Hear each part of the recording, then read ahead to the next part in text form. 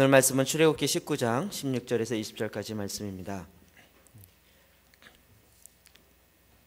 우리 같이 함께 하나님의 말씀이 앞에 위에 있습니다. 먼저 하나님의 말씀을 좀 보도록 하겠습니다. 시작.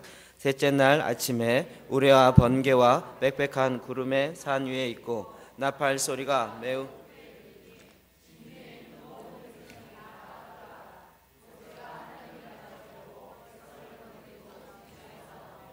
그들이 산 기슭에 서 있는데 시내사의 연기가 자욱하니 여호와께서 불 가운데서 거기 강림하심이라.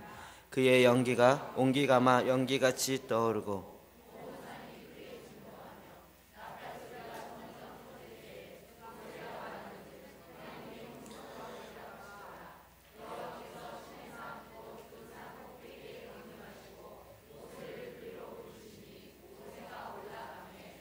아멘.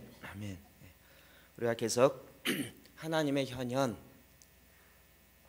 하나님의 나타나심과 관련돼서 말씀을 보고 있습니다. 우리가 잘 알듯이 제사장 기도의 첫 번째 나오는 기도의 본문들입니다.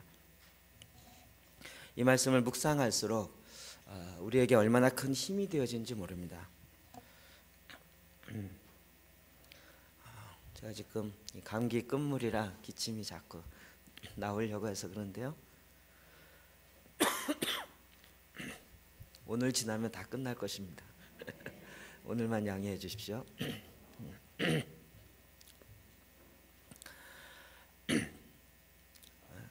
하나님께서 이스라엘 백성을 애굽으로부터 출애굽하였습니다.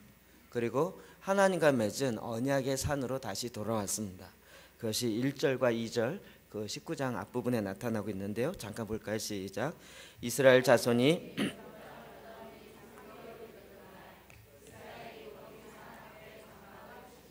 아멘. 하나님은 유대인들이 갖고 있는 이 숫자에 대한 개념들이 하나님이 사용하시는 그것과 굉장히 밀접하게 사용되어집니다. 저는 그냥 저도 이렇게 끌어맞힌다 이런 생각이 들었지만 그러나 하나님은 그 타이밍을 정확하게 맞추는 하나님이라는 것을 알았습니다. 우리는 보통 이렇게 일어나고 난 다음에 어떤 사건이 일어나고 난 다음에 이렇게 끌어맞히는 경향이 있잖아요. 그런데 성경 말씀을 보면 볼수록 하나님은 그것이 아니라 정확한 타이밍, 정확한 때에 하나님이 그러한 일들을 행하십니다. 오늘들 보면 이스라엘 자손이 애굽 땅을 떠난 지 3개월이 되던 날, 3개월, 성경에 3개월이 되던 달이라는 것은 굉장히 중요한 의미를 갖고 있습니다. 우리가 삼위일체 하나님과 또 완전한 숫자 3이라는 보통 3개월, 3년 이런 것은 다 하나님의 나타나심과 관련되어진 숫자입니다. 그래서 소위 말하는 하나님의 숫자를 3이라고 이야기합니다. 그렇게 3개월 되던 날에 이스라엘이 거기 산 앞에 장막을 치니라. 거기 산이라 그랬는데 이 말을 듣는 출애굽기를 처음 듣는 이스라엘 백성들 그 산이 무슨 산인지 다 압니다. 우리는 잘 모르죠. 거기 산 그러니까 무슨 산일까요? 모세와 언약을 맺었던 바로 그 산인데요. 이것이 출애굽기 3장의 이야기가 나옵니다. 먼저 하나님이 모세를 만나서 모세와 언약하는 약속하는 장면입니다. 3장 12절 시작. 하나님이 이르시되 내가 반드시 너와 함께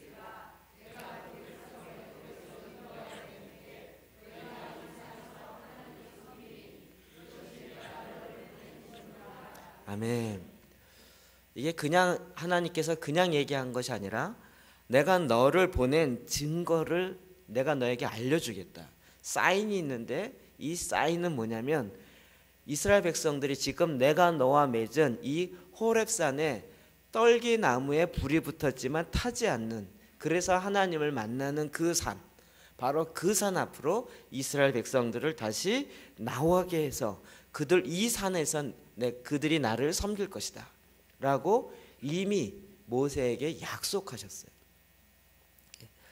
이 약속대로 하나님께서 그 산, 바로 거기 그 산, 호렙산에서 떨기나무라는 것은 바짝 말라 있어요. 그래서 이런 나무들은 불이 붙으면 그냥 호로록 탈고 금방 없어집니다. 그런데 그 나무가 계속 없어지지 않고 불이 계속 붙어 있어요. 그럼 이것이 이스라엘 백성을 상징하고 있는 것입니다. 이스라엘 백성들이 지금 노예로 살고 있기 때문에 언제 죽을지 어떠한 상황에 있을지 몰라요. 금방 불이 혹 붙어서 그냥 이 땅에서 없어질 것 같은 그런 민족인데 하나님이 그 가운데 불이 붙게 하세요. 그러나 없어지지 않고 계속적으로 그 나무가 있는 것이에요. 이스라엘 백성을 상징하는 이 떨기나무, 이 떨기나무의 상징을 통하여서 모세와 언약을 맺고요, 그 약속을 하나님이 신실하게 지키셔요. 그래서 출애굽한 지 3개월째 되던 그때에 하나님이 만났던 그 산, 바로 거기 산에 다시 와서 하나님이 약속대로 이스라엘 백성이 하나님을 섬기게 되어지는 사건입니다. 그러니까 이 사건도 하나님이 우연찮게 시내산으로 데리고 와서 그들로 하여금 하나님의 십계명을 준 것이 아니라 미리 계획하시고 모세에게 언약하시고 그 약속대로 신실하게 지켜가시는 하나님이신 것입니다. 하나님이 우리를 향하여서도 그냥 어쩌다 구원받고 어쩌다 교회 다니고 이렇게 행하시지 않습니다. 하나님은 정확한 타이밍에 하나님의 때에 하나님의 일을 행하시는 것입니다. 저와 여러분은 그 위에 서 있습니다. 우리가 아직 인지하지 못하고 있지만, 그러나 여러분 이것이 딱 지나고 나면 그때가 무슨 때였구나 라는 것을 알게 될 것입니다. 오늘 말씀을 통해서도 여러분이 그와 같은 지금 요 타이밍이, 이 설교를 듣고 이 말씀을 듣고 있는 이 시점이 어떤 때이구나 라고 알게 될 것입니다. 이제 이 언약의 하나님, 그 하나님과 이스라엘 백성이 함께 만나는 장면이에요. 전에는 모세와 하나님이 만났어요. 개인과 하나님이 만났어요. 이제는 국가와 하나님이 만납니다. 이스라엘 전체 200만이나 넘는 그 많은 숫자가, 그리고 하나님께서 친히 만나서 언약을 맺고 그들에게 말씀을 주는 장면이 바로 오늘의 본문의 배경인 것입니다. 자, 19장으로 다시 넘어가면 4절, 5절에 6절에 이렇게 얘기하고 있습니다. 시작. 내가 애굽 사람에게 어떻게 행하였음과 내가 어떻게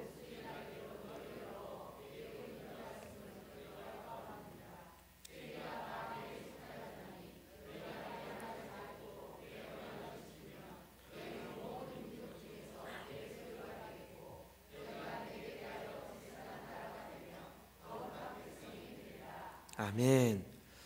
먼저 그들에게 내가 너에게 어떻게 행했는지를 먼저 기억을 상기시킵니다. 애굽 사람에게서 어떻게 행하였음. 애굽 사람 가운데 10가지 재앙을 통하여서 그 애굽에 있는 모든 우상들을 멸하시고, 그리고 그 애굽으로부터 금은보화를 가지고 하나님의 언약의 이곳까지 오게 합니다. 그 3개월 동안 그 앞에 만나 사건이 있고, 반석을 쳐서 물이 나오는 사건이 있고, 메추라기 사건이 있고, 그러면서 정말 여기 말씀에 있는 것처럼 어떻게 독수리 날개로 너희를 업어 내게로 인도하였음을 너희가 보았느니라. 독수리가 날개를 쳐서 그 백성을 업어요. 그럼 이건 독수리의 성향을 보면 금방 알 수 있는 것이에요.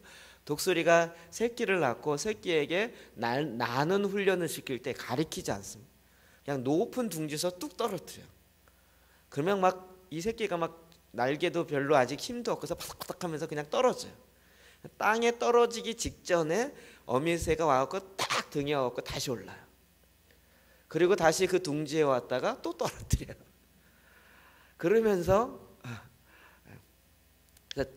그 등에다 딱 업어가지고 다시 완전히 땅에 떨어져서 이제 만약 내 이 골이 깨지는구나 이러는 순간인 것 같은데 딱 등에 업으셔갖고 다시 올리세요. 이스라엘 백성을 그렇게 하셨다고. 정말 홍해를 건너고 이스라엘 백성을 광야를 건너게. 여러분 그 사막입니다. 유대 광야, 지금도 영상으로 보면 정말 빨갛고 뜨겁고 정말 여기를 지난다는 것 자체가 3개월 동안 그냥 지난다. 이건 정말 잊기 어려운 것입니다. 몇 년 전부터 한국의 한 의사가 그곳에 사우디아라비아와 그곳에 왕의 주치의로 가게 되어지면서 떨기나무라는 책이 나왔습니다. 혹시 보신 분 계십니까? 그 책이 굉장히 큰 센세이션을 일으키고 있습니다. 벌써 한 4, 5년 됐습니다. 제가 엊그제도 영상으로 유튜브에서 홍해 건너는 것을 딱 쳤는데요. 미국의 이 바다의 유물을 조사하는 그 발굴단이 애굽의 그 마차를 발견합니다. 그래서 그 바닷속으로 들어가서 마차가 있는 모형 이런 것들을 수중으로 촬영해서 찍는 장면인데요. 그 장면이 어디냐면 우리가 보통 이집트 있고 그 다음에 홍해가 있고 요걸 건너서 광야가 있잖아요. 그 다음에 시나이 반도가 있고 그리고 사우디아라비아가 있어요. 근데 그 건너는 장면이 여기가 아니고요, 이쪽입니다. 이게 떨기나무에 기록한 그 글과 굉장히 흡사해요. 그래서 건너기 전에 기둥처럼 큰 기둥이 서 있고요, 사우디아라비아 그쪽에 기둥이 2개가 서 있습니다. 이것이 솔로몬이 세운 기둥입니다. 그래서 건넌 시점과 도착한 시점에 그 2가지를 다 기념해서 한 15m 정도 되어진 돌 기둥을 크게 세워놨습니다. 사우디아라비아가 이걸 알고요, 그걸 무너뜨렸어요. 근데 이쪽에 있는 건 아직도 서 있어요. 그리고 그쪽 바닷속을 들어가 보니까 거기에 애굽의 마병의 그 수레바퀴들, 그런 것들이 지금 유물로 발견되어 나타나고 있어요. 그러면서 이스라엘 백성이 그 바다를 건넌 사건이 어떤 것인지를 실제로 보여주고 있어요. 하나님이 정말 독수리처럼 싹 등에 업어갖고요, 싹 날라갖고 시내산 앞에 딱 갖다 놓은 것 같이 그렇게 일하셨습니다. 그럼 이것이 그냥 옛날 있었던 얘기가 아니라 우리 앞에 유물이 되어서 실제로 지금 찾아볼 수 있어요.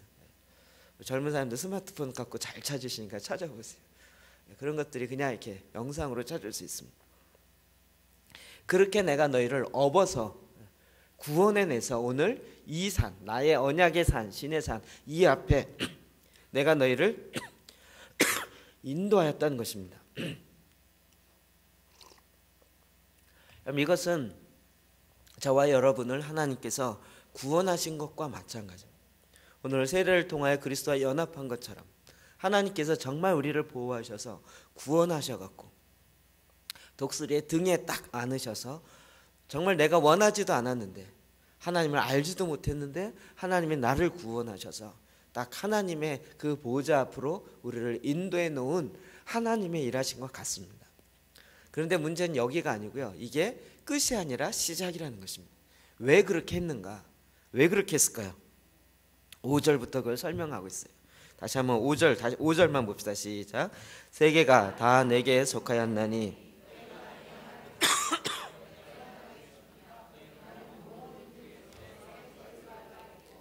아멘. 5절까지. 세계가 다 내게 속했어요. 세계에 있는 모든 나라, 모든 땅들 다 하나님이 창조하셨고 하나님의 것입니다. 그래서 너희가 내 말을 듣고 내 이 언약을 지키면, 나의 말을 지키면 모든 민족 중에서 나의 소유, 너희는 나의 나라, 나의 소유가 될 것이라는 거예요. 왜 우리를 독수리의 등에 딱 업으셔갖고 이렇게 구원케 하셨는가? 우리를 애국과 같은 죄악된 세상에서 오직 우상만 섬기는 그런 세상에서부터 우리를 구원하여서 다시 하나님의 언약 앞에 내놓은, 인도한 것은 우리로 하여금 다시 하나님의 백성으로 하나님의 소유를 삼은 것이에요. 이것이 더 구체적으로 6절에 이렇게 얘기합니다. 시작. 너희가 내게 대하여 아멘.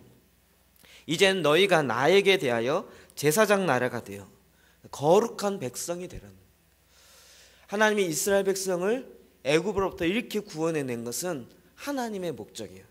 이스라엘 백성이 이렇게 되게 해달라고 기도한 것이 아니라 하나님이 이런 계획을 갖고 계셨어요. 너희는 이제 제사장 나라가 된다. 뿐만 아니라 거룩한 백성, 나의 백성, 하나님의 백성, 하나님 나라에 속해 있는 하나님의 대사들로 삼겠다는 거예요. 그리고 이미 그렇게 삼는다는 것이에요. 우리가 지지난주에 아브라함과 맺은 언약을 통해서 아브라함과 맺은 언약이 단지 아브라함이 아니라 갈라디아에서 보면 이방인이었던 저와 여러분에게도 동일하게 해당되는 언약이라고 우리가 들었습니다.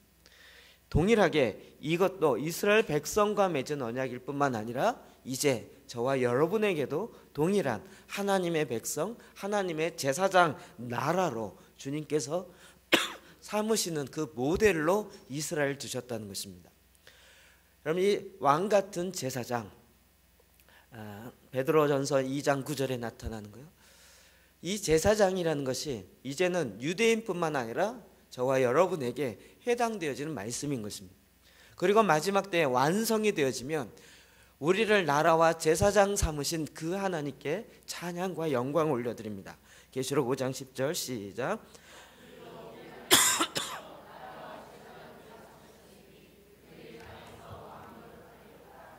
아멘. 그들을, 이제 주를 믿는 자들을, 주님과 연합하여 세례를 통하여 하나 되어진 그 자들을 하나님 앞에서, 하나님의 산, 신의 산 앞에서 이스라엘 백성과 언약 맺은 것처럼 이제는 하나님 앞에서 나라와 제사장들을 삼으셨으니 그들이 땅에서 왕 노릇하리로다.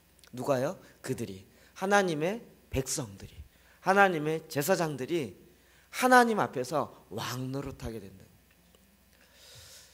제가 전에 이 말씀을 한번 풀어서 강의한 적이 있었는데요. 계시록과 이런 말씀을 다 이해하고 나서 다시 보니까요, 이게 얼마나 어마어마한지를 우리는 알게 돼요. 지금 이 땅을 보면 뭐 다른 나라 멀리 볼 필요 없이 북한과 한국만 보더라도요, 계속 서로 위협해요. 서로. 나는 살려고 핵을 개발한다. 이쪽에 핵을 개발했으니까 니네 핵 개발한 이유는 우리를 치려고 한 거 아니냐. 우리는 미국을 의지해서 더 세게 나가겠다. B-50이 뜨기만 하면 우리는 공격인 줄 알고 선전포고인 줄 알고 공격하겠다. 이러면서 얼마 전까지 막 서로 으렁으렁 하지 않았습니까? 왜요? 내 나라, 네 나라 이 개념이 있기 때문에. 게다가 중국은 또 우리 중화 사상이 있어서 모든 세상은 다 우리가 다스려야 돼. 우리가 최고의 국가라는. 게다가 또 세계를 제패하려고 했던 제국주의적인 사상들이 아직도 남아 있어요. 영국이 세계 식민지 세계 3분의 1을 식민지를 갖고 있을 때 대영 제국 세계를 다 다스리려고. 이제는 또 뭐 이런 식의 생각들이 여전히 있어요. 그런데 하나님이 정말 원하셨던 건 뭐냐면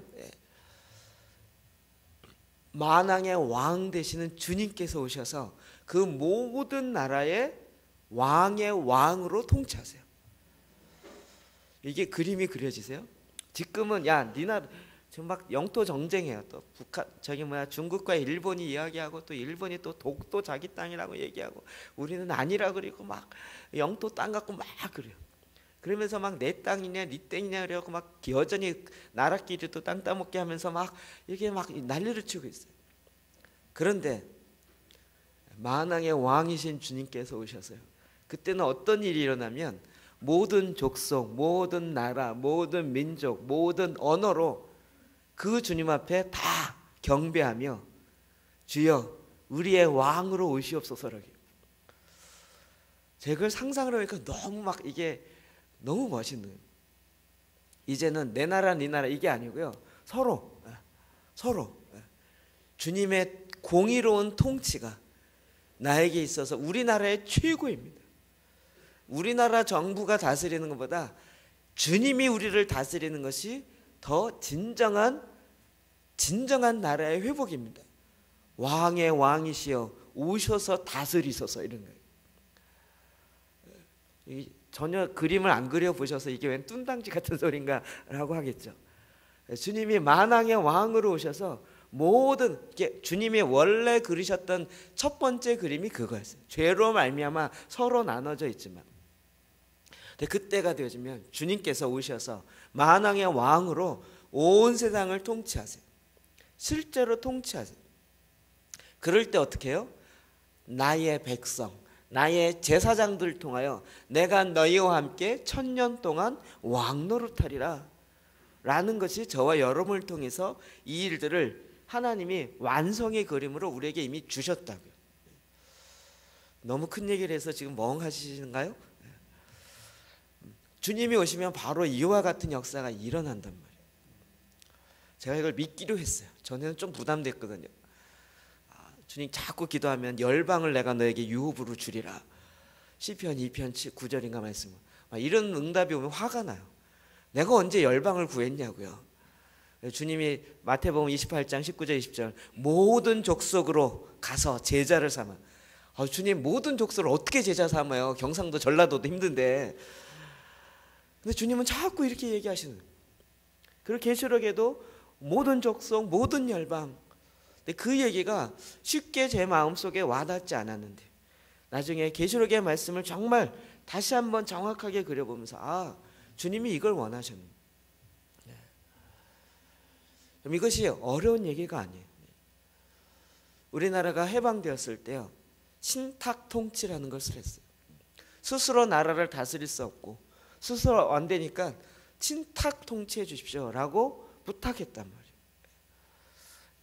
아직 정부가 제대로 세워 있지 않고 그 정부가 정부로서의 기능을 다할 수 없기 때문에, 물론 여러 가지 정치적 이유가 있었지만, 근데 그때는 어쩔 수 없어 그랬어요. 그런데 마지막 때에요, 어쩔 수 없어서가 아니라 모든 왕들이 왕의 왕이시여 당신의 공의가 온 세상을 다스리는 것이 합당합니다 라고 말한다. 독도와 일본 싸울 필요가 없어요. 주님께 물어보면 돼요. 주님 어느 땅으로 창조하셨나요? 이걸 뭐 국제 분쟁을 이룰 필요가 없어요. 그냥 주님께 물어보는 거예요. 그냥 뭐 이라크와 이란과 이스라엘이 싸우고 이게 아니고요. 만왕의 왕 되신 주님께서 어떻게 하길 원하십니까? 주님이 딱 통치하시는 그게 곧 법이요. 그게 곧 모든 일에 가장 평강의 왕으로 그 평안이 유지되는 거예요. 이게 1000년 동안 되는 거예요. 무슨 이단 같은 소리 같이 들리십니까? 제가 이런 그림을 썼을 때는 우린 예수 믿고 구원받고 천국 가면 다라고 생각했어요. 그러니까 이 땅에서 별로 할 일이 없었어요. 그런데 이 마지막 때에 되어질 일들을 보면 볼수록 그렇구나. 이게 유토피아가요, 기술로 오거나 어떤 제3의 장소에 있는 것이 아니라 주님이 오셔서 주님의 통치가 이루어지는 것에 하나님의 나라가 온전하게 이루어지는 거예요. 이것을 우리는 보는 것이죠. 그럴 때 주님이 말씀하신 거예요. 너희는 나의 백성, 너희는 제사장의 나라예요. 하나님께서 특별히 제사장 나라 삼으셔가지고요, 그 하나님의 행정기관으로 일하시는 제사장의 핵심은 제사 드리는 것이 아니라 하나님을 보좌하는, 하나님의 말씀을 받아서 그 말씀을 이 땅 가운데 흘려보내는, 오늘날로 얘기하면 공무원들과 같단 말이에요.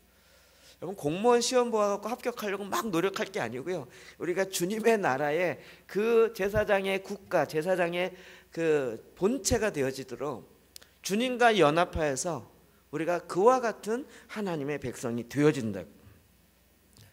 그럼 이 실제가 믿어지십니까? 주님은 이 일을 저와 여러분 가운데 행하길 원하시는 것입니다. 그래서 이스라엘 백성을 딱 독수리가 등에 업고 그 새끼를 딱 구원해서 다시 데려온과 같이 이스라엘 백성을 이 시내산 앞으로 데려와서 하나님이 원하셨던 이 하나님의 마음속에 있는 것을 이스라엘 백성에게 알리는 것이에요. 이것이 저희에게 얼마나 큰 축복이고 기쁨인지 모릅니다. 진정한 하나 되어짐을 볼 수 있게 만드는 본문인 것입니다. 자, 그러면서 이제 이스라엘 백성과 언약을 맺으면서 하나님이 나타나세요. 자, 16절부터 볼까요? 시작. 셋째 날 아침에 우레와 번개와 빽빽한 구름이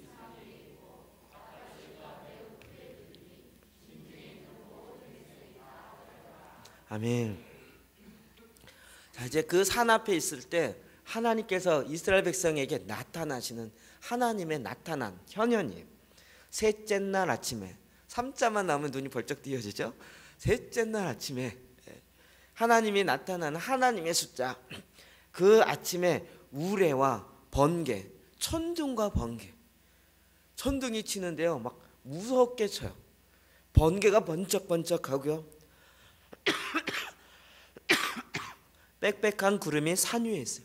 그 산을 구름이 완전히 덮어요. 이 장황함이 말로 표현이 안 되는. 그런데 나팔 소리가 매우 크게 들려요. 나팔 소리가 들리는데요 200만이 넘는 이스라엘 백성들이 다 그 소리를 들을 수 있는데 크게 들려요. 그냥 멀리서 삐삐 이렇게 들리는 게 아니라 아주 귓가에서 대구 부르는 것처럼 아주 큰 나팔에 들리는 거예요. 진중에 있는 모든 백성이 다 떨더라. 하나님의 나타나심의 모습, 그 하나님의 모습이 아니라 그 주위의 분위기만 설명해 주고 있어요. 분위기만 설명해 줬는데도요 이스라엘 백성이 다 두렵고 떨림으로 떠는 거예요. 많은 사람들이 하나님의 영광의 실제를 알지 못했을 때는 이것이 그냥 무서움으로 말미암은 두려움, 떠움 이런 것이라고 착각했어요. 그런데 하나님의 현현을 가만히 보면 이것은 그것이 아니라 하나님의 실제, 하나님의 현존 앞에서 경외하는 모습으로 마치 다니엘이 거꾸러져서 얼굴이 땅에 대은 것처럼 죽은 자와 같이 되는 것처럼 그 하나님의 너무나도 확실한 광채와 같이 임하는 그 앞에 인간이 도저히 그냥 있을 수가 없어요. 그래서 그 앞에 두렵고 떨리는. 요한계시록 4장 5절에도 보면 보좌로부터 번개와 음성이 뇌성이 나온 거예요. 하나님의 임하심의 모습들이에요. 제가 이 말씀을 준비하면서 제가 점점 마음에 담대함이 생겨갖고요 주님 하나님의 임하심을 이제 우리도 경험해야 될 때가 된 것 같습니다. 그냥 말로만이 아니라 들어야 할 때가, 실제로 느껴야 할 때가. 속된 말로 죽을 준비 해놓고 계시죠. 하나님이 실제로 임하셨던 사건들 보면 거의 비슷하죠. 그 보좌로부터 천둥과 번개 소리. 그러니까 사람으로서는 도저히 감당할 수 없는, 사람이 만들어낼 수 없는 천둥 소리를 만들겠어요? 천둥 소리를 뭘로 만들겠어요? 그 번개를 사람이 어떻게 해서 만들어내겠어요? 그게 아닌데. 그렇게 하나님의 보좌로부터 그런 소리가 나요.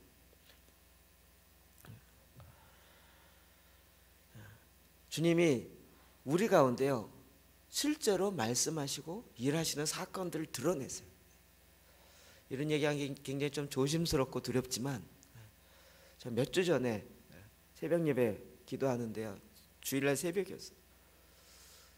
성도들 다 가고 아무도 없는데요 나팔 소리가 저 뒤에서, 저는 크게나 가깝게 들린 건 아니었고요 멀리서 나팔 소리가 들리더라고요. 음악에 나팔 소리가 있나? 근데 제가 음악을 다 편집했기 때문에 없거든요. 나팔 소리가 들리는 거예요. 이런 얘기하면 또 이상한 생각하실까 봐 조심스럽어요. 나팔 소리, 성경에 나팔 소리는 여러 가지 의미가 있습니다. 성경에 나팔절이 있어요. 나팔을 부는 그 절기예요. 1월 1일 신년 첫 해가 되어지면 나팔을 부어요. 첫 해가 시작되었다는 것을 알리는 거예요. 성경에 나팔을 분다라는 것은 왕의 행차, 왕의 새로운 일, 이런 것이 드러날 때마다 나팔의 소리가 들려지는 거예요. 나팔 소리를 들으신 분이 저희 교회 성도님 중에서 여러 분 계세요. 근데 이게 저희 교회만 상황이 아니라 실제로 하나님을 예배하고 하나님을 경배하고 하나님 앞에 막 기도의 집으로 온전히 주님 앞에 달려가는 그런 교회들마다 일어나는 현상이 아주 흔한 일이에요. 하나님의 나팔 소리가 들려요. 하나님의 임재가 나타나기 시작한. 그럼 이것은 그냥 두려움이 아니에요. 실제로 하나님께서 이스라엘 백성에게 임하시는 거예요. 자, 그 다음 18절에 보면 또 이렇게 얘기하고 있습니다. 시작. 시내산에 연기가 자욱하니 여호와께서 불 가운데서 거기 강림하심이라. 그 연기가 옹기가마 연기같이 떠오르고 온 산이 크게 진동하며. 아멘. 하나님이 그 가운데 강림하신다. 근데 시내산에 연기가 자욱해. 구름이 아니라 연기예요. 이건 하나님의 쉐카이나의 영광이래요. 하나님이 임하면서 그 가운데 나타나는 하나님의 임재의 모습으로 구름같이 아주 빽빽한 연기처럼 완전히 그 산을 싸고 있는 것을 이야기합니다. 여호와께서 불 가운데서 거기에 강림하시니라. 이게 보니까요, 불 가운데 강림하시는 거예요. 지난주에도 봤죠? 그의 허리 위와 허리 안에는 마치 단노쇠와 같다. 그냥 딱 금으로 달군 그런 것 같죠. 몸에서 빛이 나옵니다. 거기에 시내산에 하나님이 임하셨다고요. 그 연기가 옹기가마 연기같이, 제가 전에는 이런 걸 보면서 그냥 문자에 느끼는 느낌만 해서 옹기가마에서 연기가 났으면 옹기 이렇게 났겠네. 그게 아니고요, 완전히 펄펄펄 끓는 그런 연기같이 떠오르면서 온 산이 크게 진동해요. 산이 진동해요. 성경에 진동이 많이 나와요. 산이 진동해요. 땅이 흔들리고 산이 진동하면 뭐 웬만한 아무리 담력이 강력한 인간이라 할지라도 땅이 흔들리네, 재밌네 이럴 사람 없어요. 아이고 나 죽겠네, 완전히 엎드릴 수밖에 없어요. 하나님의 강림하심, 임재하심의 실제입니다. 이것은 정말 무섭기 때문에 그런 두려움이 아니라 하나님을 대한 경외예요. 하나님의 그 실제 앞에 있는 하나님의 영광의 그 기쁨이에요. 그 마음속에 진정으로 올라나오는 그 경외, 그 거룩함들이 그냥 그 앞에 무릎 꿇을 수밖에 없는 하나님의 실제인 거예요. 제가 하나님의 현장 묵상하면 묵상할수록 마음에 막 소망이 생겨요. 제가 전에는 한 번도 얘기 안 했는데 이 말씀 묵상하다가 어렸을 때 생각이 하나 났어요. 이것도 얘기하면 또 이상하게 볼까봐 제가 한 번도 얘기 안 한 건데요. 오늘은 그냥 얘기해요. 이제 저희 집이 초등학교 3학년 때 망하셔가지고 부모님이, 그래갖고 부도 맞고 막 이러다가 초등학교 6학년 때부터 음식점을 했어요. 중국집을 하고. 그래서 아버님이 가게에 계시고 어머님이 출퇴근하시고, 그래서 집에 가면 아무도 없어요. 중학교 1학년 때요, 그때 이제 은평구 녹본동이라는 곳에 살았는데, 학교 갔다 오면 중학교니까 오후 4시 정도면 집에 와요. 아무도 없어요. 집에 몇 시 정도 오냐면 한 10시 정도 되면 형이나 누나가 이렇게 오고, 어머니도 11시면 돼야 와요. 그냥 가면 아무도 없어요. 처음에 이제 밥을 어머니가 다 해놨으니까 해놓으라고 그러더라고요. 그냥 눌러서 해먹으라고 그러더라고요. 근데 저희 누나가 그걸 어떻게 하는지 몰라갖고 전기밥솥을 가스레인지 위에 놓고 그리고 불을 켰어요. 어떤 사람이 이제 전기밥솥에 스위치를 누르면 되는데 밥을 한 번도 안 해봤으니까 전기밥솥에 겉에 있는 것에 가스레인지에 올려놓고 가스레인지 불을 켰어요. 그러니까 이게 플라스틱 녹는 냄새가 나면서 엄마 이거 왜 그래, 이상한 냄새가 나요. 와 보니까 이게 완전히 그런 상황이었어요. 저도 몰라요. 엄마가 음식 항상 해놓고 야 이거 좀 끓여 먹어라 그래갖고 꽁치를 캐놔갖고 끓여 먹으라 그래. 불을 펴놨는데 언제 꺼야 될지 몰라요. 그래갖고 한창 있다가 보니까 냄비가 새까매져가지고 꽁치가 아니라 쑥검나기가 이렇게 들어요. 꽁치가 왜 이렇게 되나? 이게 하루 이틀이지 며칠을 지나니까, 몇 달을 지나니까요, 정말 너무 심심한, 집에 오면 너무 심심한. 그다음부터 제가 습관이 뭐였어요? 집에 오면 아무도 없으니까 딱 놓고요, 동네 한 바퀴요. 바로 뒷산에 이렇게 돌산이 있었어요. 한 바퀴 뺑 돌아요. 그러면 1시간 반 정도가 걸려요. 운동 삼아. 그러면서 동네 한 바퀴 이렇게 걷는데요. 그 산이 지금도 가면 녹본동에 이렇게 그 채석한다고 완전 산을 깎아갖고 앞쪽은 이렇게 채석하고 그런 산, 돌산이죠. 뒷산에 이렇게 올라와서 그 바위로 해서 한 바퀴.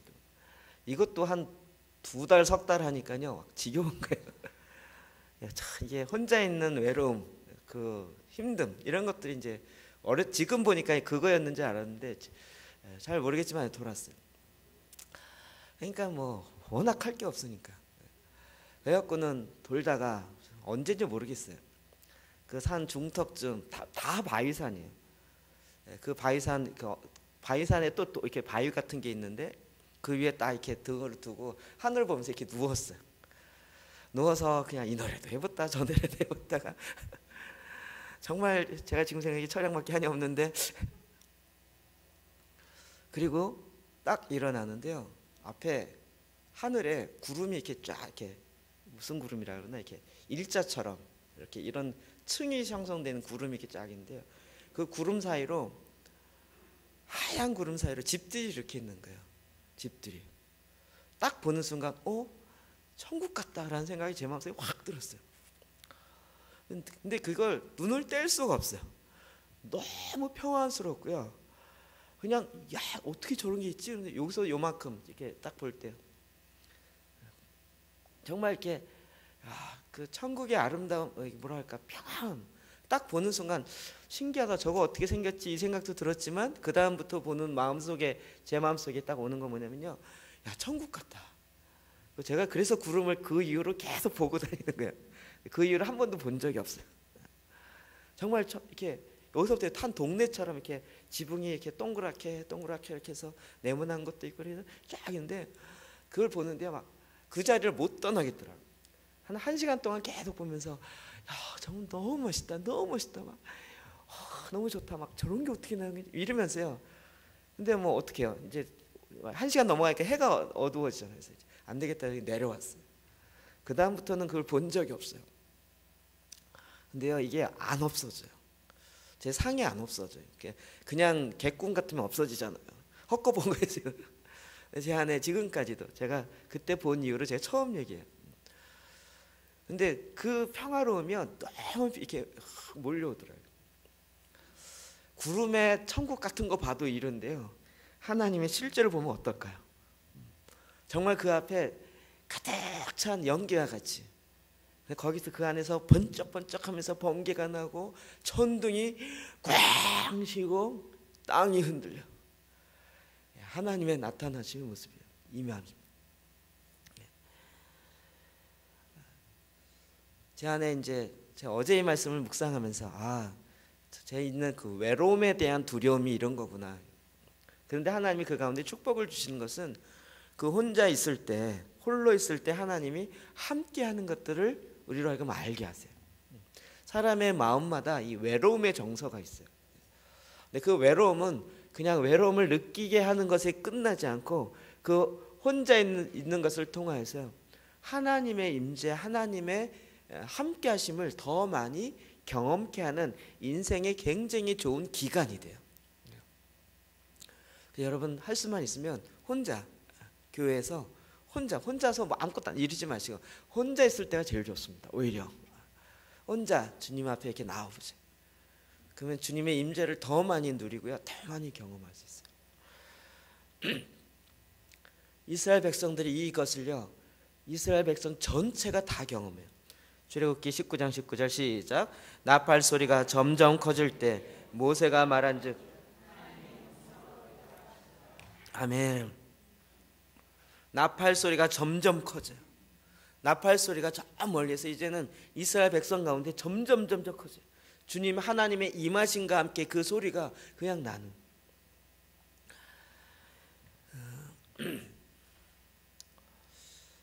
여러분 소리에 한번 또 이렇게 빠지기 시작하면요 끝이 없어요. 소리요. 제가 고등학교 때 합창을 했다 그랬잖아요. 그래서 합창을 키고 하면 이 소리야 소리. 그 소리가 울려나는 것을 보면 그 매료되는 것은 정말 이렇게 말할 수 없어요. 여러분의 영화 보고 감동받을 때 대부분 영상이 막 스펙터클하고 막 너무 스케일이 크다 여기 감동받는 것 같죠. 근데 그거 소리 끄고 보세요. 영화 소리 끄고 보세요. 그러면 맹숭맹숭해요. 반대로 영상 끄고 소리만 들어보세요. 소리가 미쳐지는 영향력이 훨씬 커요. 제가 보기엔 건 7, 80%는 거의 소리의 영향이에요. 그 소리가 퍼져납니다. 그러니까 그 소리에 완전히 모세로부터 시작하여 모든 백성들이 다 듣는 하나님의 현현의 모습은 이런 것입니다. 제가 미루어 보건대 이런 것이에요. 어두운 동굴 가운데 있는데요. 동굴 가운데서 평생을 사는 거예요. 그런데 누군가 얘기하기를 이 굴을 계속 빠져나가면 저기에 빛이라는 게 있다는 거예요. 그게 뭘까 그러다가 갑자기 정말 모험하기로 하고 걸어나가요. 그래서 저 끝에 뭔가 깜빡하면 성냥불 킨 것처럼 깜빡깜빡한 그런 거였는데 가까이 가면 갈수록 거기에서 뭔가 이렇게 와요. 그러다가 나중에 거기에 닫혀있는 돌을 확 여니까요, 해가 나한테 쫙 비치는데 그 눈부심과 이런 것이 막 너무 감당이 안 돼서 그냥 땅에 엎드려져요. 그런 거 어떤 건지 아시겠죠? 마치 하나님의 영광이 그와 같아요. 우리가 하나님의 영광을, 하나님이 이 땅 가운데 가득 채우길 원하는데 그 영광을 몰라요. 하나님의 영광을 썩어질 것과 다 바꿔버렸기 때문에. 그래서 하나님의 영광이 떠나가셨어요. 죄로 말미암아 떠나가요. 그런데 하나님이 다시 예수 그리스도를 통하여 하나님의 영광이 우리 가운데 나타나신 바 되어지고 그 영광에 이르게 하세요. 그리고 저와 여러분도 다 하나님의 영광이 돼요. 다른 얘기로 하면 어둠에 있다가 이제 빛 가운데 나아가겠어요. 그러니까 처음 나갈 때 눈이 너무 부셔가지고요, 이게 눈이 멀 수밖에 없는 거예요. 그래서 사울이 다메섹으로 예수 믿는 사람 잡아 죽이러 갈 때 예수님을 만나는데 그는 빛을 본 거예요. 예수님은 사울아 사울아 네가 어찌하여 나를 피해, 말씀을 하시거든요. 그런데 사울이 본 건 예수님이 아니고 빛이고 소리예요. 그러니까 주님이 그냥 그 빛 자체인 거예요. 그렇게 해서 말씀하세요. 빛 가운데로 이게 너무 강하게 비치니까, 다른 성경에도 있죠, 해가 힘있게 비치는 것 같더라. 주의 영광이 임하는 거예요. 제가 지난주에 말씀을 이렇게 전하면서 이게 일주일 내에 묵상됐던 게 뭐냐면, 거룩함은 내가 행함으로 오는 것이 아니라 하나님의 거룩함이 나에게 비춰짐으로 그 거룩함이 나에게 반사되는 거예요. 나에게 나타나는 거예요. 우리가 뭐 거룩하게 행동하고 이게 아니고요, 하나님의 앞에 나가는 거예요. 그러니까 하나님 앞에, 하나님을 보면 그 거룩함이 그냥 나오는 거예요. 그걸 보면서 와 거룩하다, 이게 그냥 자동으로 나오는 거예요.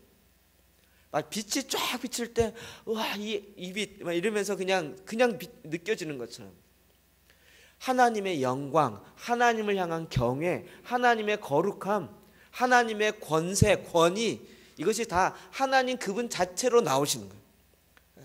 하나님으로부터 나오는 거예요.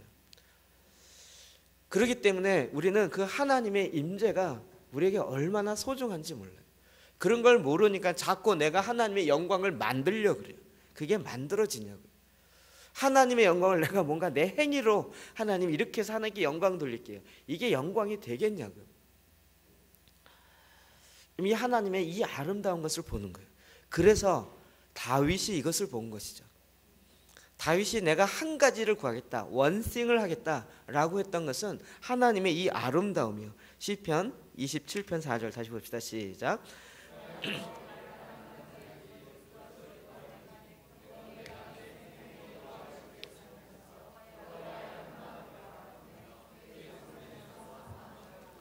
아멘. 평생에 여호와의 집에 살면서 여호와의 아름다움을 바라보며, 여호와의 아름다움이 무엇이겠는가?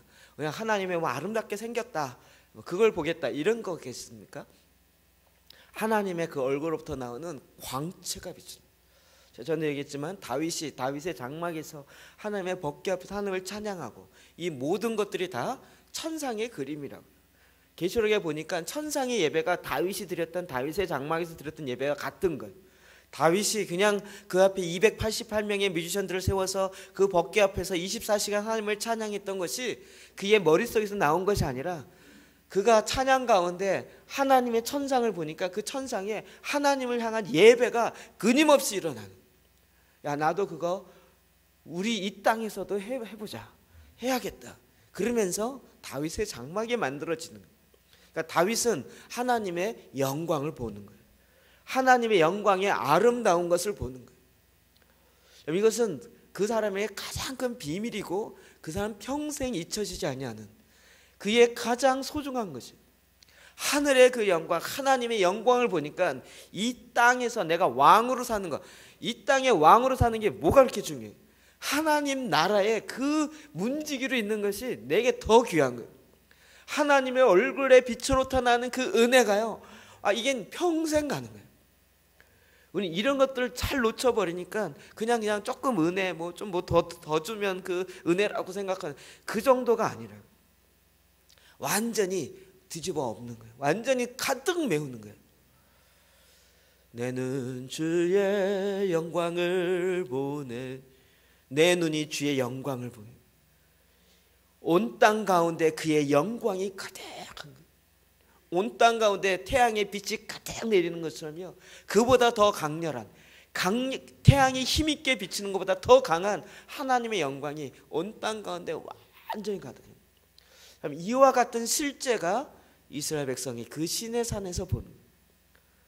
그 하나님이 임한 때 그 아름다움이 비춰지는 것뿐만 아니라 소리가, 나팔 소리가 맺혀지는 거예요.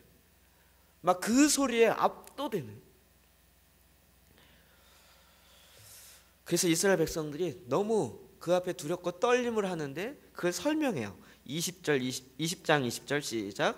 모세가 백성에게 이르되 두려워하지 말라. 하나님이 임하시면 너희를 시험하고 너희로 경외하여 범죄하지 않게 하려 하심이니라. 아멘. 이것 때문에 이스라엘 백성들은 너무 두려운 거예요. 자, 우리 아브라함의 하나님, 이삭의 하나님, 야곱의 하나님, 요셉의 하나님 뭐 이러면서 그냥 족보 외우다가 그 하나님의 실제가 보니까요, 너무 두려운 거예요. 그런데 모세는 한 번 경험했잖아요. 왜 이렇게 하는지를 아는 거예요.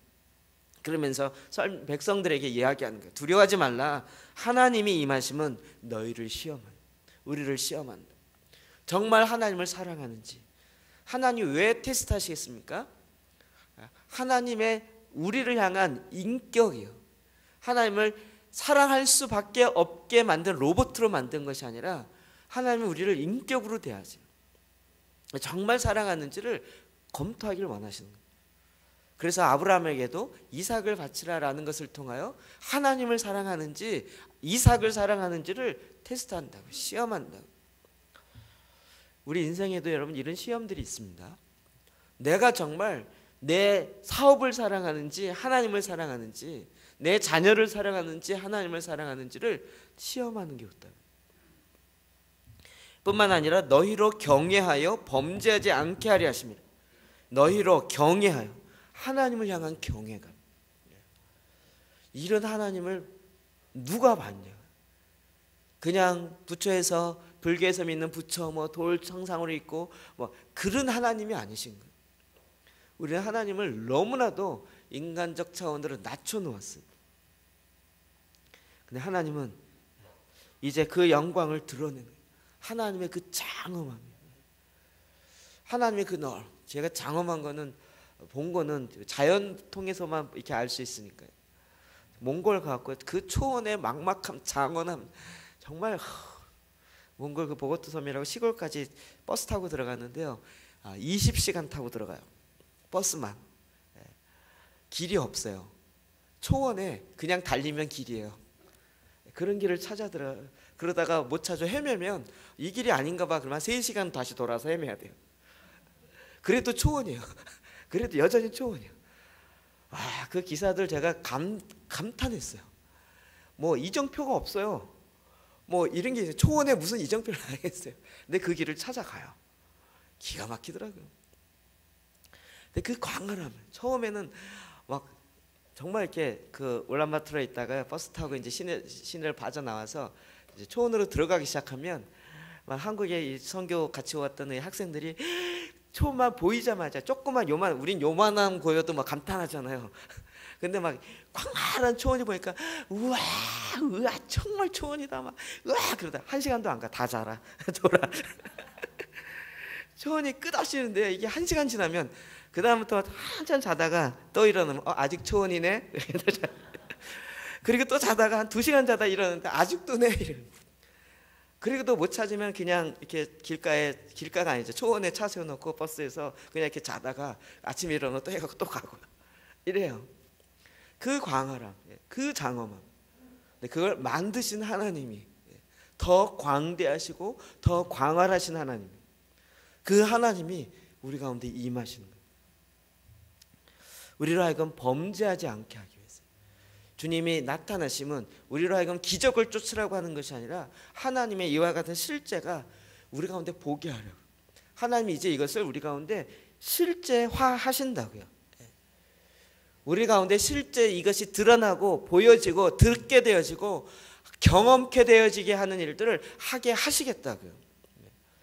그럼 지난번에 우리가 영상 보면서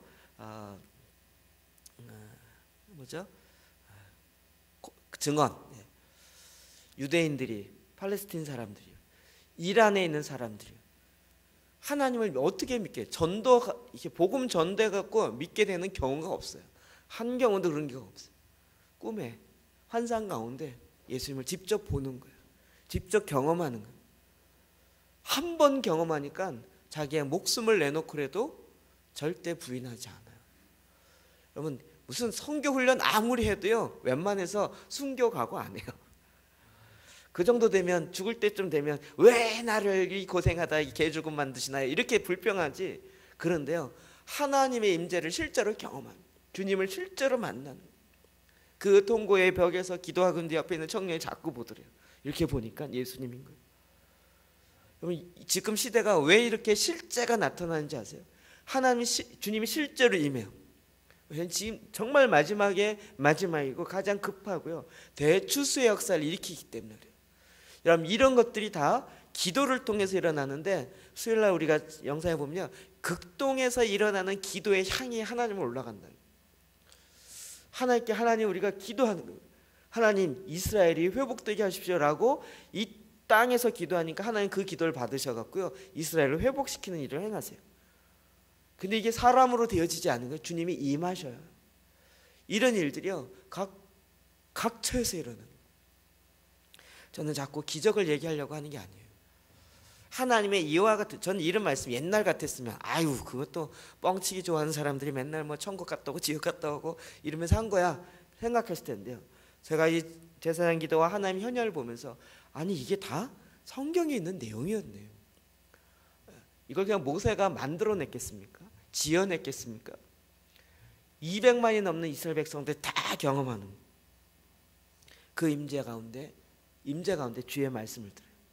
모세가 묻고 하나님이 대답하고 음성으로 대답하고 그와 같은 일이 일어난다.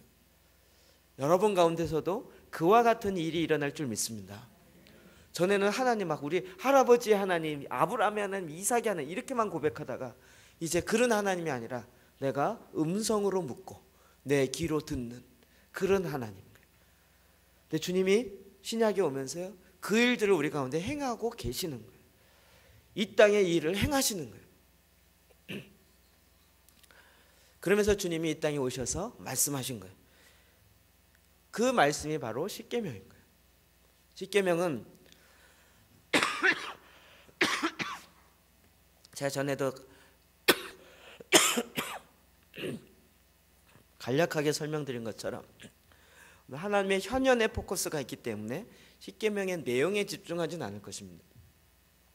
우리는 십계명을 자꾸 율법주의적으로 접근했어요. 이걸 지켜야 되는데 안 지키면 큰일 난데 이런 식으로. 근데 그런 차원의 이야기가 아닌 거예요. 십계명은 관계론적으로 풀어야 합니다. 자, 십계명 제 1계명부터 볼까요? 같이 읽읍시다. 시작. 너는 너를 위하여 새긴 우상을 만들지 말고 또 위로 하늘에 있는 것이나 아래로 땅에 있는 것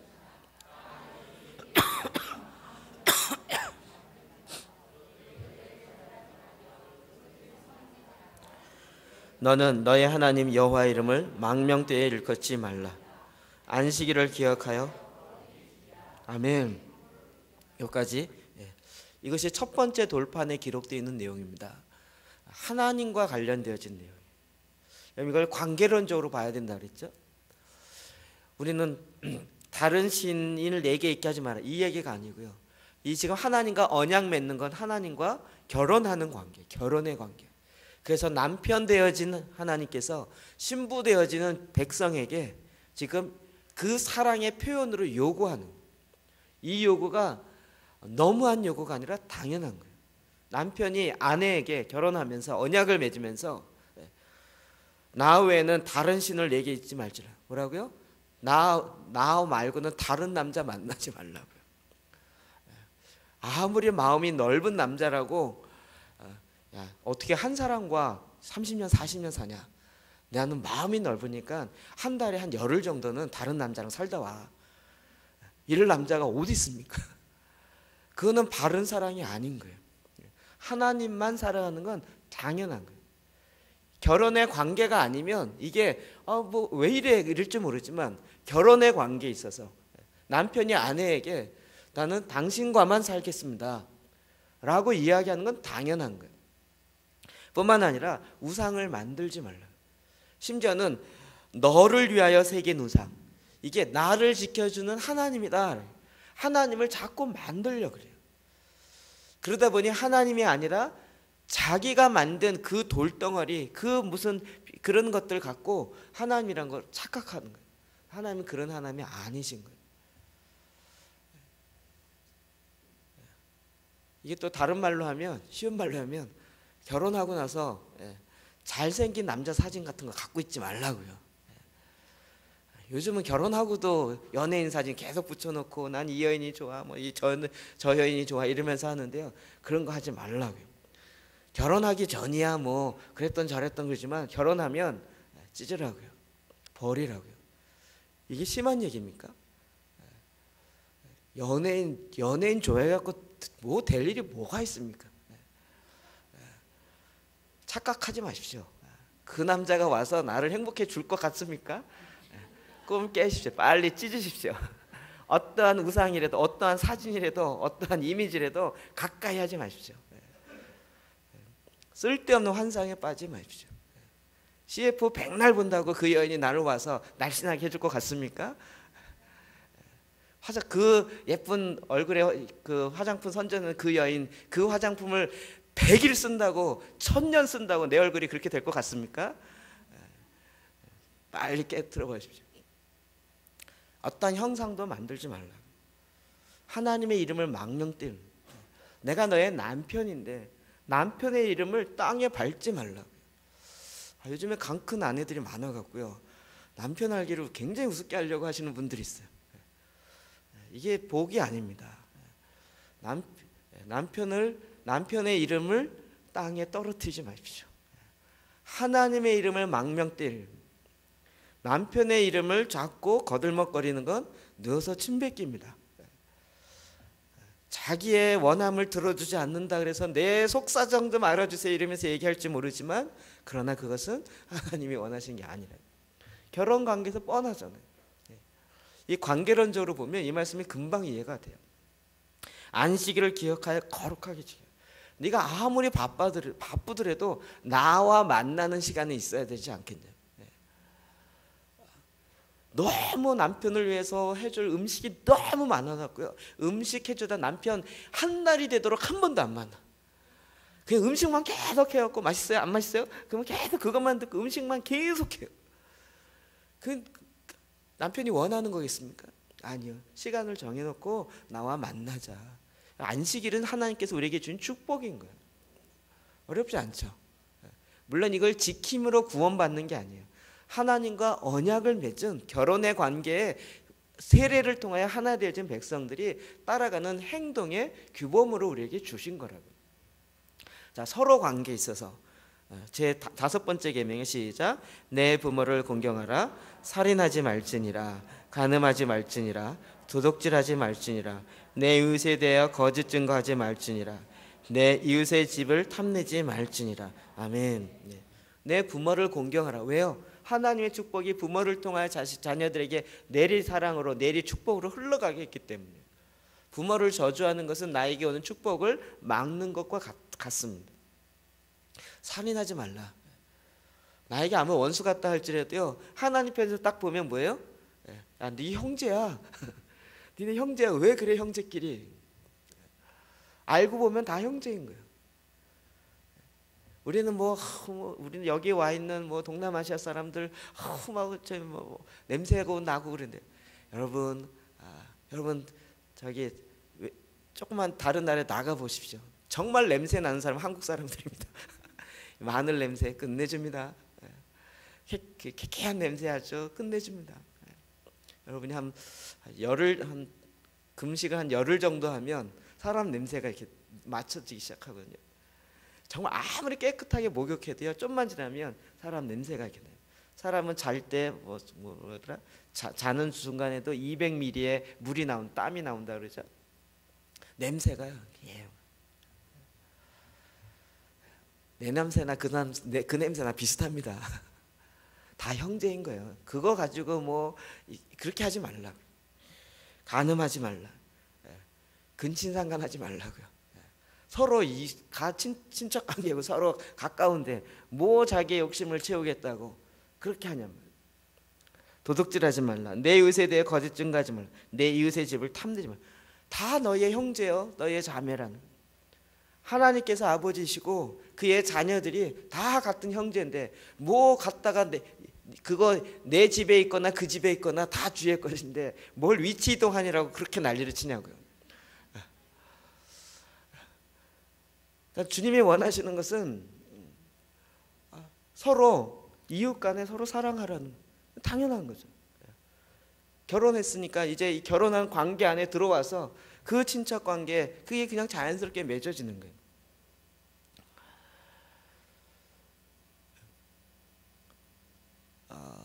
마태복음 24장 12절에 보면 불법이 성함으로 많은 사람의 사랑이 식어지니라 이렇게 얘기했어요. 불법이 성함으로. 다른 성에 보면 무법으로 말미암아, 법이 없음으로 말미암아. 이 율법이 나를 옥매인다라고 생각하는데 그게 아니고요. 이 율법이 결국 나로 하여금 하나님의 사랑 가운데 더 나아가게 하는 지도와 같은, 약도와 같은 일을 하고 있다. 이게 없으면 더 자유로울 것 같아요. 그러나 이게 없으면 더 자유로운 것이 아니라 어디로 가야 할지 모르고 더 방황할 수밖에 없게 되는 거예요.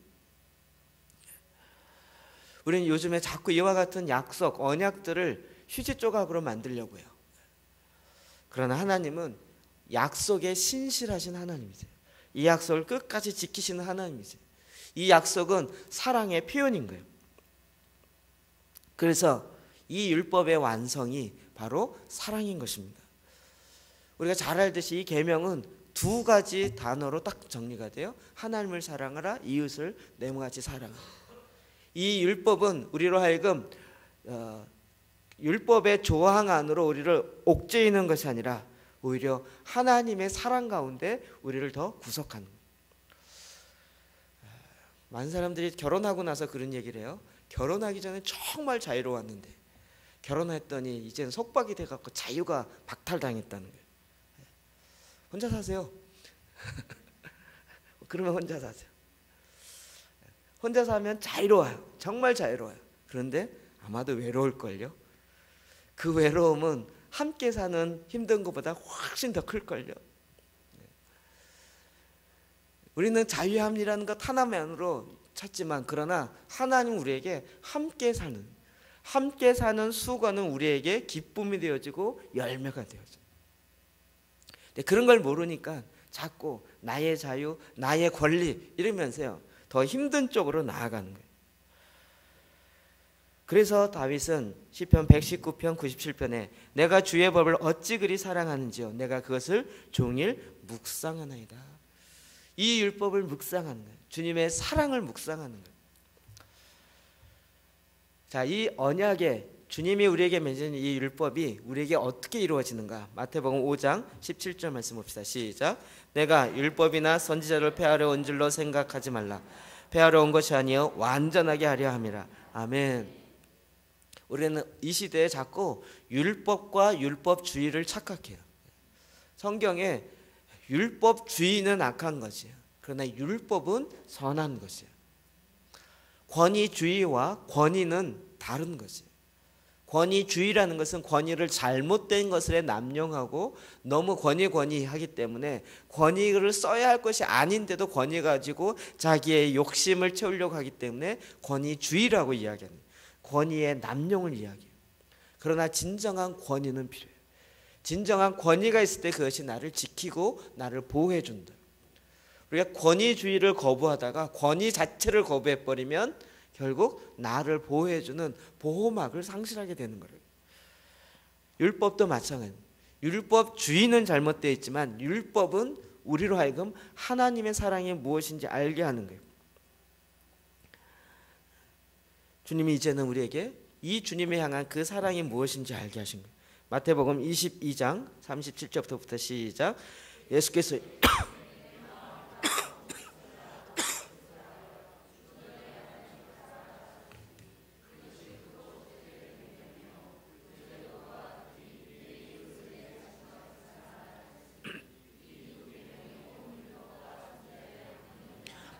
아멘.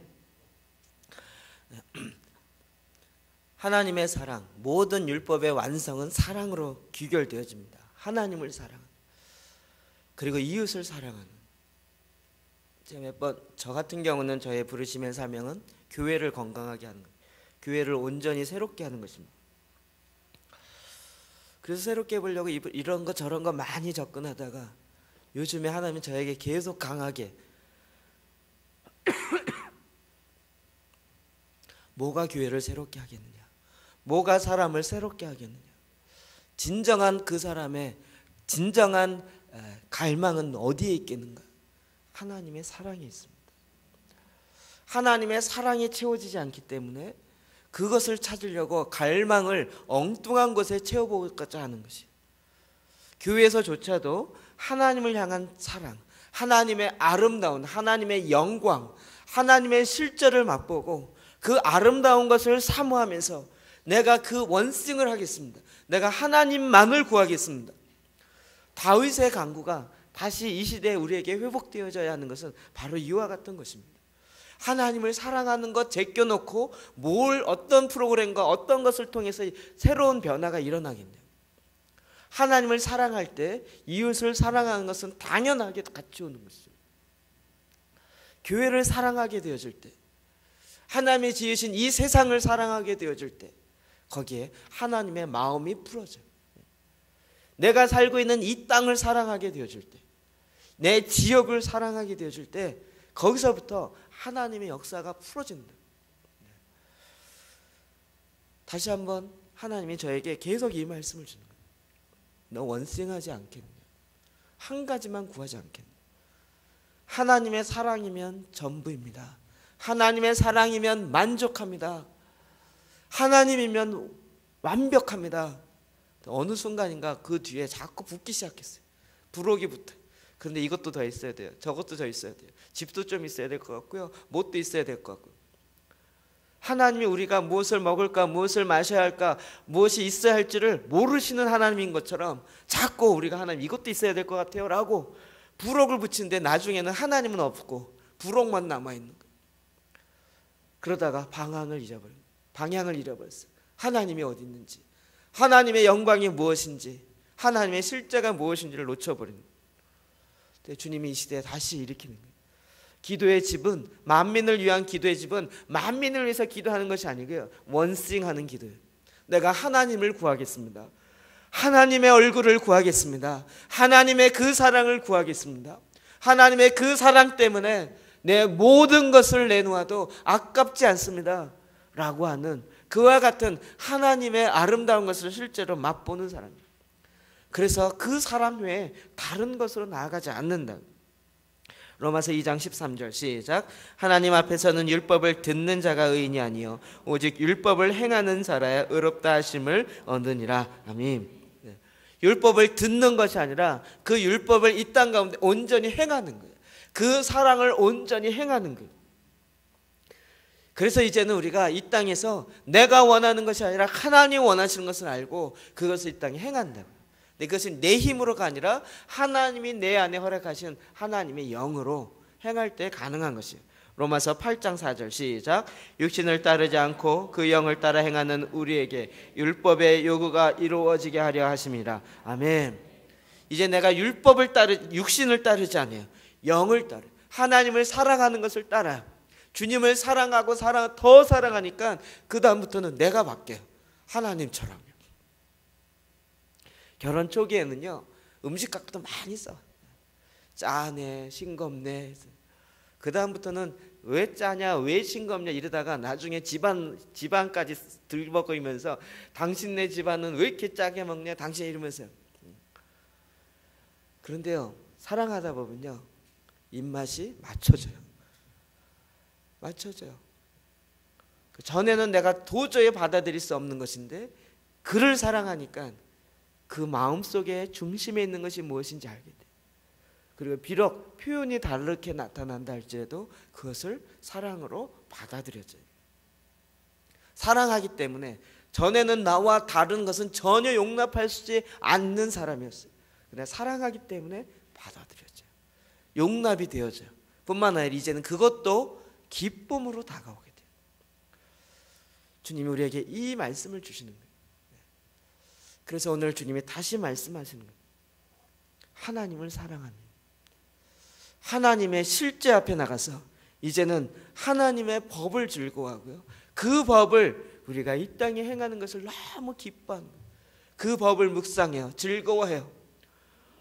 그래서 그 법이 성령의 말미암아 내 안에 계신 영으로 말미암아 나를 이끌어가는 것을 즐거워해요. 기뻐해요. 얼마나 즐거운지 몰라요.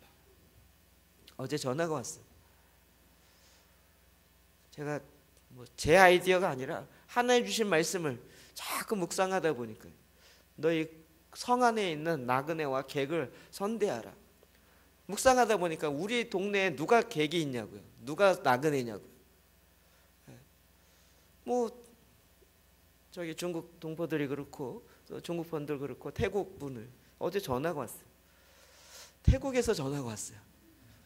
국가대항 축구대회 하자고요. 우리랑 5월 17일 날 국가대항 A매치 축구 하기로 했어요. 주일날 오후 4시에 태국과 우리가 축구하기로 했어요. 그분들이 하고 싶다는 거예요. 여러분, 어느 민족 사람들이 이 국가대항 이런 것들 감히 함께 하자고, 이게 그냥 이루어지겠습니까? 여러분 정말 태국에 있는 사람들과 축구 한번 해보려고 해보세요. 비행기 타고 오든지 가든지 돈이 얼마나 되겠어요? 하나님 이 땅에서요. 우리가 지난번 성탄절에 같이 예배드리고 했더니 이분들이 함께 하고 싶은 마음이 있는 거예요. 한번 같이 축구하잖아요. 좋죠? 좋죠. 자, 오늘부터 우리 남자분들은 이제 맹연습에 들어가 있습니다. 함께함이 즐거워요. 가서 해서 이기는 게 기쁜 게 아니고요, 함께함이 기뻐요. 함께 즐기고요, 함께하는. 전에는 서로 얼굴이 다르고 말이 안 통해요. 근데 말 안 통해도 얼마든지 친해질 수 있다고요. 말이 안 통해도 하나님의 영이 임하여서 함께 그리스도의 사랑을 나누고 그 사랑이 함께 나눠지는 걸 통하여서 하나님이 우리에게 주신 이 사랑의 풍성함을 더 누릴 수 있다고요. 내가 쓸 것도 부족하지만 그러나 그것까지도 나누는 걸 통하여서 하나님이 내 안에 더 큰 하나님의 사랑으로 부어주시는 것들을 더 많이 경험한다고요. 로마서 7장 22절, 내가 속사람으로는 하나님의 율법을 즐거워하노라.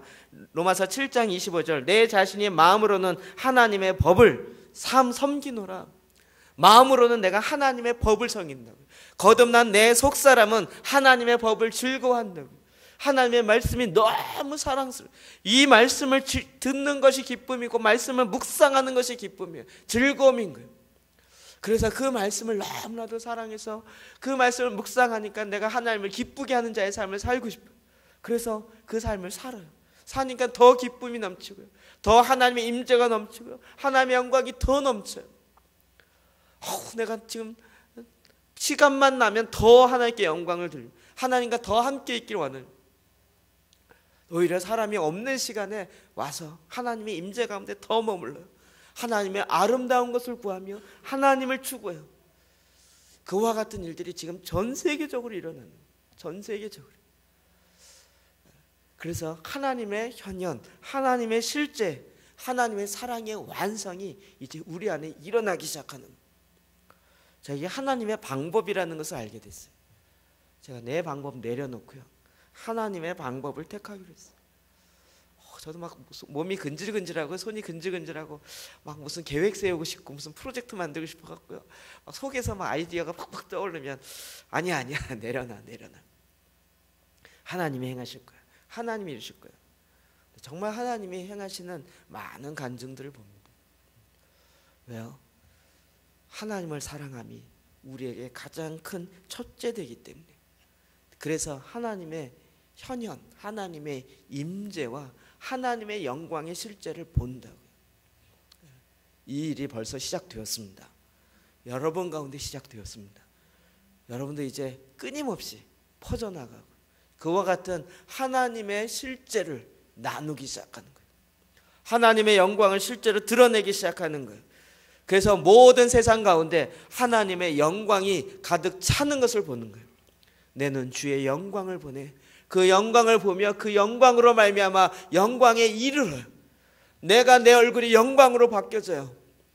내가 바뀌어지는 그 영광의 모습을 보고 주위 사람들이 영광 앞으로 다시 나와요. 그 영광의 빛 가운데 나아가요. 오늘날 교회가요 오히려 그것을 가렸더라고요. 뭐 이것저것 뭐 한다고 그러면서 하나님의 영광을 다른 대체물로 많이 바꿨어요. 영광 비슷한 걸로 만들어 놓고요, 영광스러운 걸 이렇게 만들어 놓고요. 이제 더 이상 그와 같은 모조품으로 우리가 만족할 수 없어요. 제가 다음 주에 다시 말씀 나누겠지만요, 하나님 모세가 기도했던 것처럼 이제 나에게 그 영광을 보여주십시오. 하나님 나에게도 그 영광을 보여주십시오. 하나님의 임재와 하나님의 영광의 실제를 하나님 내가 이제 맛보길 원합니다. 내가 다른 사람이 맛본 것으로 내가 이제 만족하지 않겠습니다. 몇 년 전에 뭐 100년 전에 어게인 1007 뭐 어쩌고저쩌고 어디에 부흥, 브룬스빌의 부흥, 뭐 그 웰즈의 부흥, 100년 전에 일어났던 역사적 사건으로 내가 만족하지 않겠습니다. 하나님 이제 이곳에서 여기에서 하나님의 영광을 보게 하시옵소서. 하나님의 영광의 실제를 나타나게 하십시오. 하나님 내가 그렇게 주님 앞에 나아갑니다. 하나님이 그렇게 하나님의 얼굴을 찾고 찾는 자에게 하나님이 반드시 그에게 나타나시며 그가 찾는 것에 응답하시는 하나님이신 줄 믿습니다. 같이 기도하시겠습니다.